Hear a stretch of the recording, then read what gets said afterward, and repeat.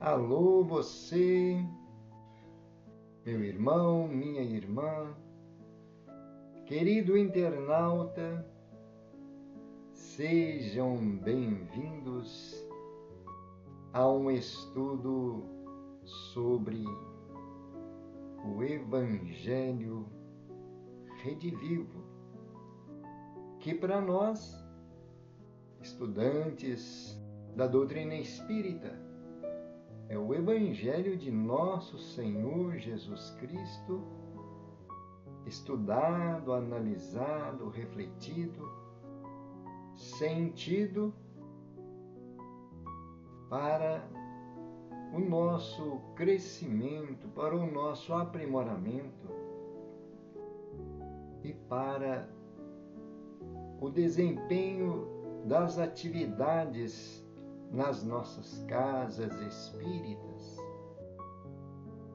Estamos na introdução, no primeiro livro do Evangelho Redivivo, e o tema 3 que está tratando da introdução do Evangelho segundo o Espiritismo. Nós hoje vamos refletir, ler e buscar compreender um pouco sobre as notícias históricas. Mas antes nós vamos fazer uma prece, pedindo nossos mentores, nossos anjos guardiães, aos espíritos que favorecem a nossa percepção diante desse grande conteúdo de ensinamentos, diante das lições da doutrina espírita, que vai favorecer a compreensão da essência do Evangelho de Jesus. Amigos espirituais, trabalhadores desta seara divina, vinde em nosso auxílio em nome de Deus. Senhor Jesus, estamos felizes por termos ao nosso alcance tantas informações, tantos esclarecimentos. Permita, Senhor, que nós possamos estar absorvendo esses ensinamentos conforme as nossas necessidades e desejamos compartilhar tudo o que temos aprendido com estas lições, para que as tuas palavras possam ser melhor compreendidas por todos nós, seguidores da Boa Nova. Obrigado, Senhor Jesus. Graças a Deus. E nós então vamos dar sequência na leitura.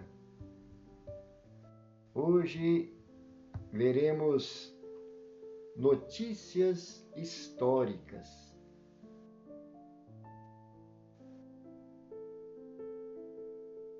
Em sua segunda epístola à comunidade de Coríntios, Paulo de Tarso, o grande divulgador do cristianismo, nos fala que somos uma carta do Cristo e complementa: escrita não com tinta, mas com o Espírito do Deus vivo, não em tábuas de pedra, mas em tábuas de carne nos corações.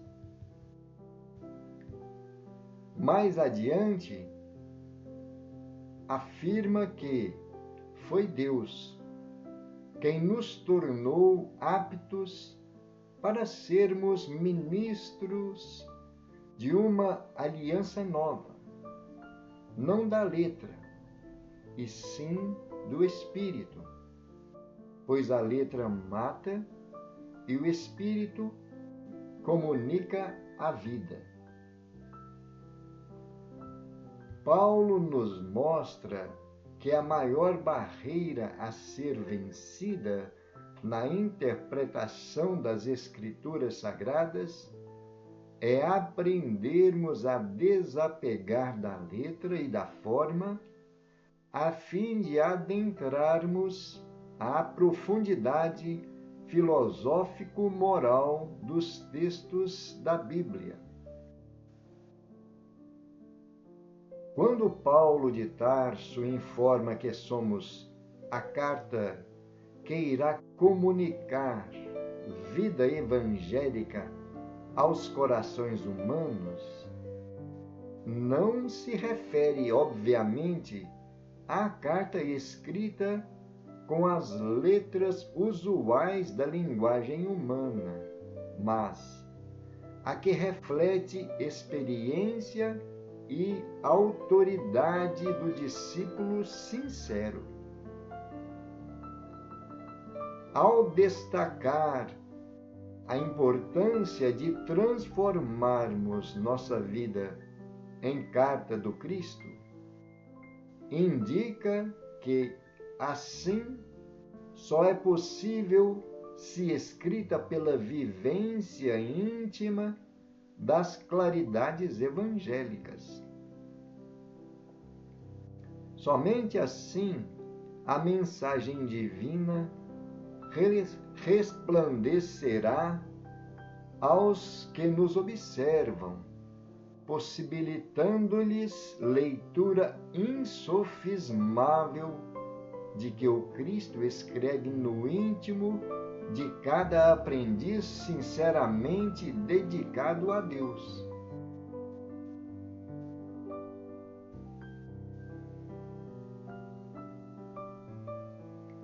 É como devemos aprender a divulgar o Evangelho, as preleções, os textos, os vocábulos e as ferramentas de comunicação e as ferramentas da comunicação servem apenas como meios de transporte às ideias solidificadas nos corações dos que vivenciam o desafio da autotransformação pela prática dos ensinamentos de Jesus Cristo.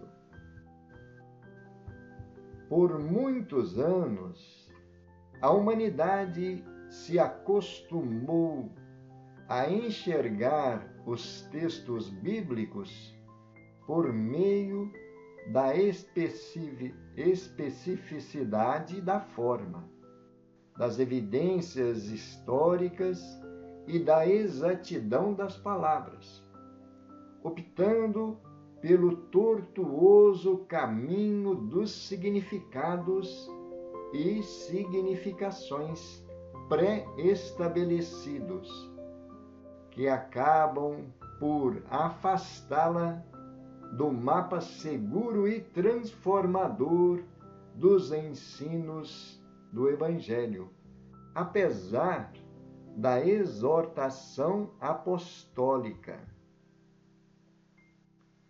Isso não significa que, para os estudos das Escrituras, deva-se ignorar todo o conteúdo histórico em que foram construídas, visto que assim teríamos mais dificuldades que facilidades para encontrarmos o Cristo em cada versículo. Porém, a contextualização dos paradigmas utilizados para a transmissão da mensagem não pode, em absoluto, ser igualada à incessante busca pela exatidão histórico-temporal de cada passo das narrativas bíblicas.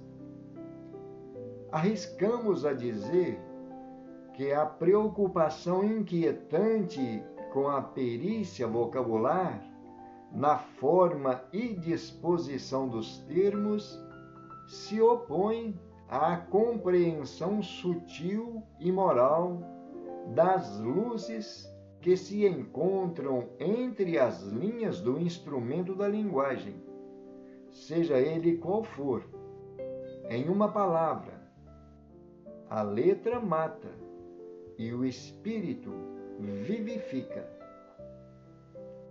Allan Kardec, quando da elaboração da obra O Evangelho segundo o Espiritismo, não estava alheio à dificuldade do equilíbrio entre a contextualização e a historicidade. Talvez, por isso, dedica uma parte da introdução deste livro a explicitar tais preocupações. Diz-nos o ilustre pedagogo: para bem se compreenderem certas passagens dos evangelhos, é necessário que se conheça o valor de várias palavras neles frequentemente empregadas e que caracterizam o estado dos costumes e da sociedade judia naquela época. Já não tendo para nós o mesmo sentido, essas palavras muitas vezes têm sido mal interpretadas, causando isso uma espécie de incerteza.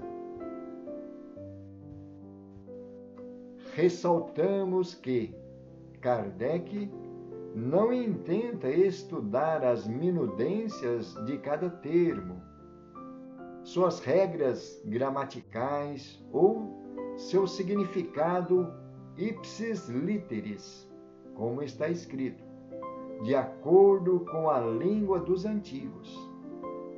Ele nos mostra a importância do valor das palavras, valor este que é apenas factível dentro dos costumes daquela época. Assim, o significado gramatical de um termo representa Assim, o significado gramatical de um termo não representa necessariamente paradigma sociocultural. Em todas as culturas, a linguagem evolui, toma expansão superior à gramática, passando a ter seu significado no sentido denotativo ou no conotativo. Podemos afirmar que este último é o enfoque dos textos evangélicos. O codificador explica resumidamente algumas destas palavras, mas não parece pretender exaurir seu universo, possivelmente para nos dar um caminho, uma chave de como interpretar o contexto bíblico. Ele se atém especialmente a substantivos que são utilizados por qualificações conotativas a partir da visão do povo judeu. Importante destacarmos que as observações sempre têm por referência a visão desse povo judeu, pois ele é, por força das circunstâncias, a base para o entendimento das Escrituras. Os paradigmas culturais, as figuras, o sentido conotativo utilizado nos textos, todos partem da visão dos judeus sobre o mundo e a realidade em que viviam. Por esse motivo, publicano não é um mero cargo administrativo. O significado de Roma não pode ser limitado ao poder invasor. E César é mais que uma simples função de Estado. Kardec ressalta que, para tais termos, a compreensão de seu significado explica, além disso, o verdadeiro sentido de certas máximas que, à primeira vista, parecem singulares. Lembramos que a codificação bíblica, Antigo e Novo Testamento, foi tarefa da espiritualidade superior, como a da codificação espírita. Ambas são ferramentas da grande e contínua construção da mensagem cristã no mundo. E como os textos bíblicos estiveram prisioneiros da forma por milênios, ocorreram acréscimos moralmente incorretos nos textos, ainda que a mensagem divina permaneça pulsante no Evangelho, sempre referendada por inúmeros espíritos de escola. O próprio codificador afirma: sabe-se que a Bíblia contém uma porção de passagens em relação com os princípios do Espiritismo. Mas, como as encontrar nesse labirinto? Seria preciso fazer desse livro uma leitura atenta, o que poucas pessoas têm tempo e paciência para o fazer.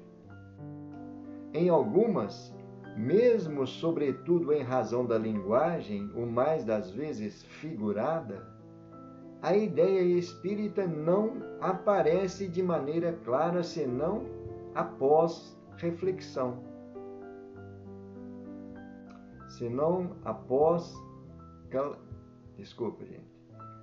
A ideia espírita não aparece de maneira clara senão após reflexão.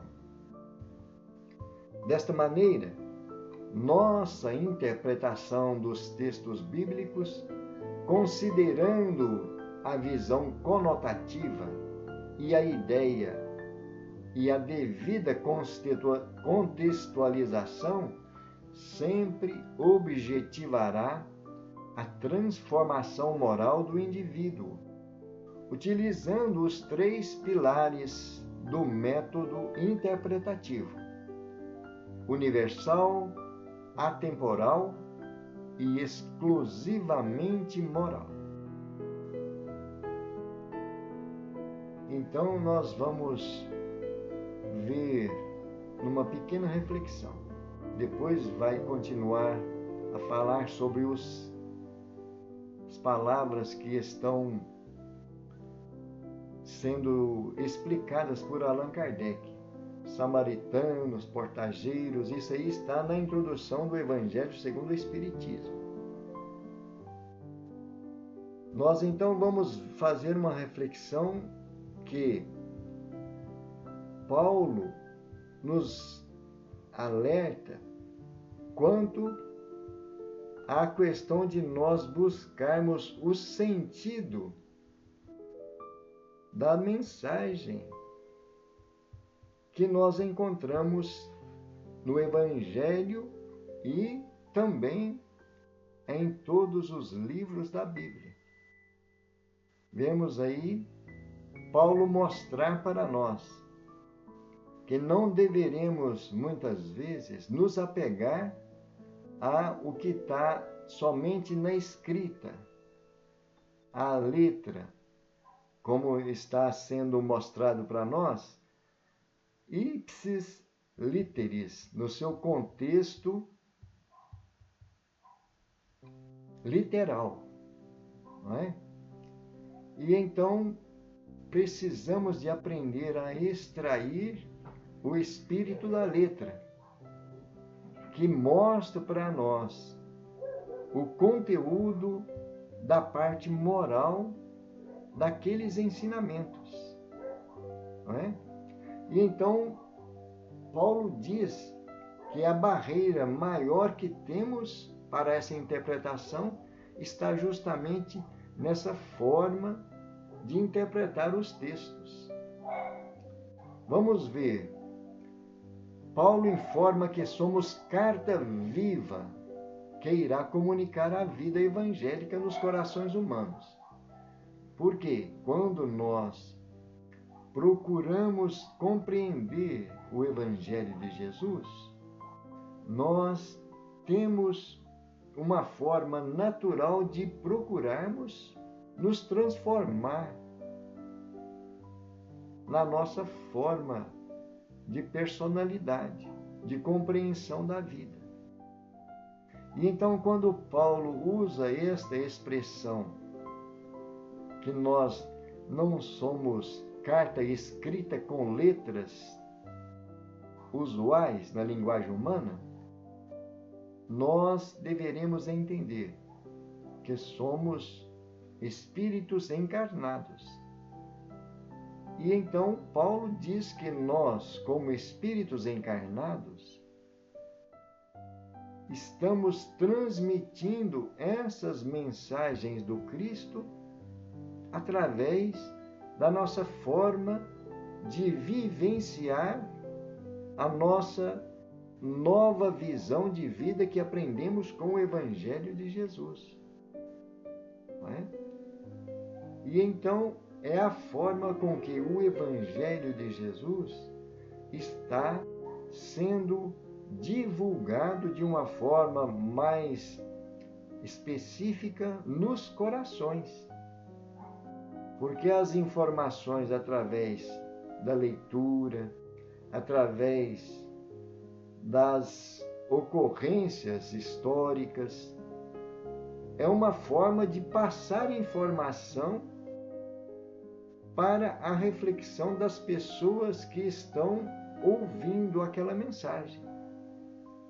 Mas quando nós estamos impregnados da essência do Evangelho de Jesus, nós passamos a ser essa carta viva da mensagem do Cristo. No nosso exemplo, na nossa forma de conviver com as pessoas, na nossa forma de observar as pessoas, não como pessoas comuns que correm atrás dos seus interesses passageiros e transitórios, mas passamos a entender toda a família humana como espíritos em busca das experiências necessárias ao seu crescimento moral e espiritual, vendo que todos nós fazemos parte da mesma família. E então muda o aspecto da nossa visão de humanidade. Não é?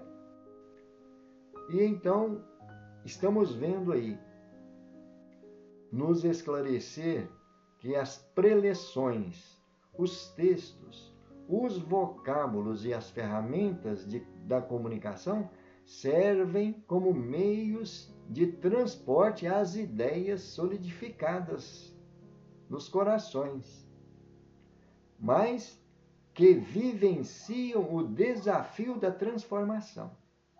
Então, essa ideia é nos corações que vivenciam.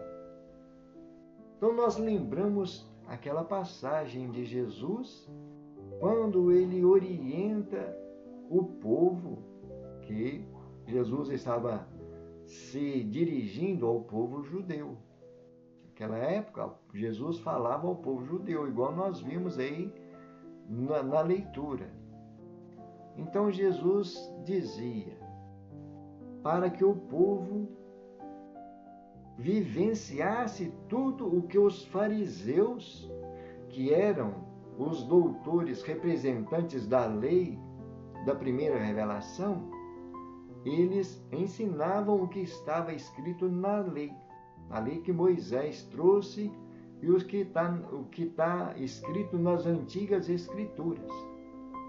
Então Jesus diz: fazei tudo o que eles vos ensinam com relação às escrituras, mas não vivei como eles vivem.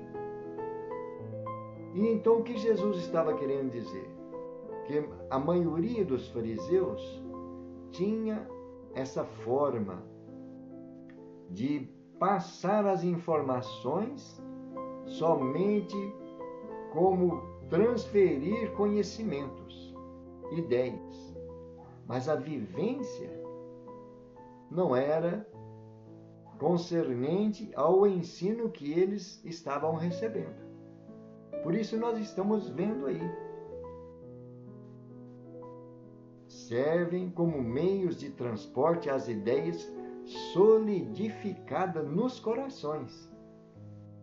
Então, quando nossos corações, quando o nosso sentimento fica impregnado, fica cheio dessas lições que Jesus veio nos ensinar, passamos a vivenciar o desafio da nossa transformação, da nossa autotransformação, pela prática desses ensinamentos de Jesus, né?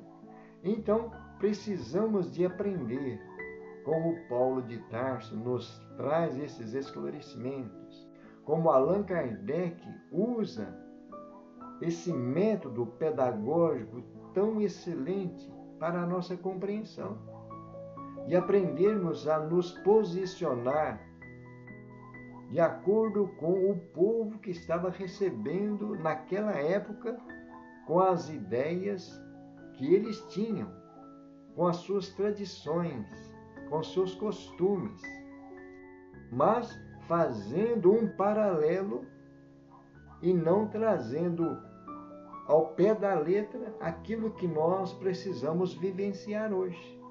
Não é isso? E então vamos ver aí esses esclarecimentos que a humanidade acostumou a enxergar esses textos bíblicos pela especificidade da forma, né? As evidências históricas, a exatidão das palavras, tudo conforme estava nas informações.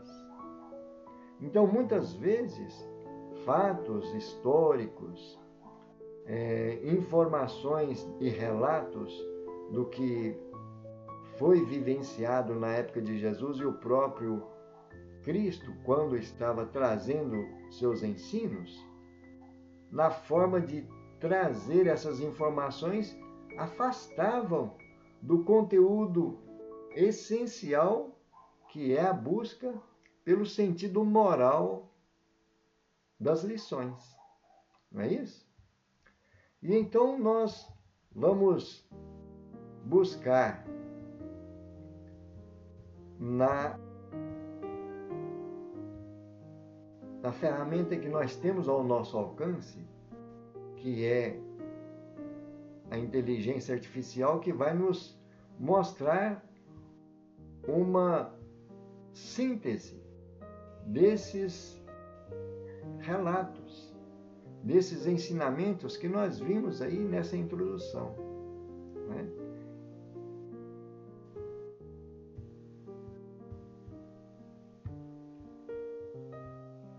Sabe, quando a gente se depara com um texto antigo, sempre surge aquela questão, né?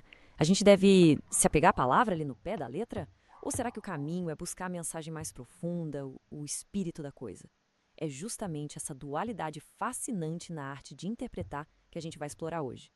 E no centro de toda essa nossa análise está essa frase, que é muito poderosa, de origem apostólica. Ela resume, de uma forma perfeita, esse conflito entre duas maneiras de ver as coisas que levam a conclusões assim completamente diferentes.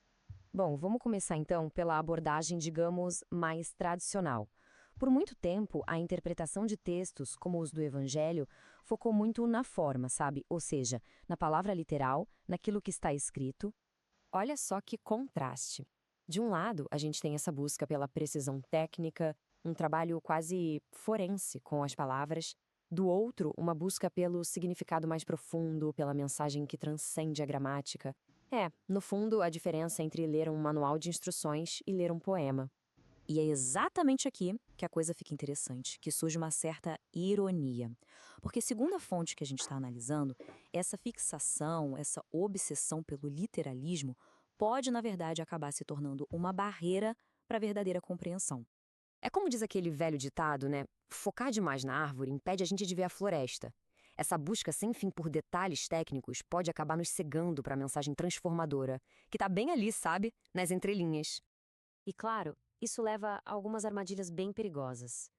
A fonte aponta que essa abordagem pode nos desviar do que é essencial, nos prender a significados rígidos e, no fim das contas, nos fazer valorizar mais a embalagem do que o presente que está dentro. Tá, então qual seria a alternativa? Bom, o caminho proposto é, na verdade, bem direto. Entender o texto através das lentes do seu ambiente original. Em outras palavras, a grande chave é o contexto cultural e social da época. Para entender isso bem, a gente precisa diferenciar dois conceitos: o sentido denotativo, que é aquele significado literal, de dicionário, e o sentido conotativo, que é o que a palavra representa, todo o peso cultural e emocional que ela carrega. É nesse sentido conotativo que os textos do Evangelho encontram sua verdadeira força. Então, o ponto crucial é este. Para decifrar a mensagem, é preciso se transportar para a perspectiva cultural judaica daquela época. Essa é a base para a gente entender as figuras de linguagem, os símbolos, as referências, tudo. Certo, mas como é que isso funciona na prática? É aqui que a teoria encontra a realidade do texto. É um momento em que se revelam camadas de significado que antes estavam completamente ocultas. A fonte que estamos usando destaca o trabalho do educador e autor Allan Kardec como um guia, alguém que oferece uma chave para destravar esses significados mais ricos, mostrando um caminho de interpretação. E essa tabela ilustra o conceito de uma forma brilhante. Pensa bem, um publicano não era só um funcionário público. Para o povo judeu, ele representava traição, corrupção. Roma não era só uma cidade, era o símbolo da força material que oprimia. E César, então, era a representação máxima do poder terreno. Percebe como o significado se expande de uma forma gigantesca? Exatamente, é isso. Ao entender essas conotações, aquelas passagens que antes pareciam estranhas, talvez até confusas, de repente ganham uma clareza e uma profundidade moral impressionantes. E todo esse caminho nos leva ao objetivo final. Porque essa forma de interpretação não é só um exercício intelectual, um quebra-cabeça. Ela tem um propósito muito, muito claro. No fim das contas, o objetivo é o crescimento pessoal. A ideia é usar esses ensinamentos não como se fossem relíquias de museu, mas sim como ferramentas vivas para a nossa própria transformação moral aqui e agora.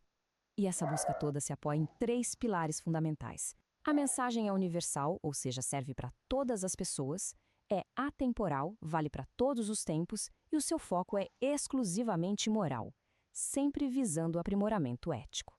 Em resumo, a ideia é libertar a mensagem do que a fonte chama de a prisão da forma. E ao fazer isso, a mensagem divina que pulsa no Evangelho pode continuar a inspirar e a transformar, se mantendo sempre viva, sempre relevante.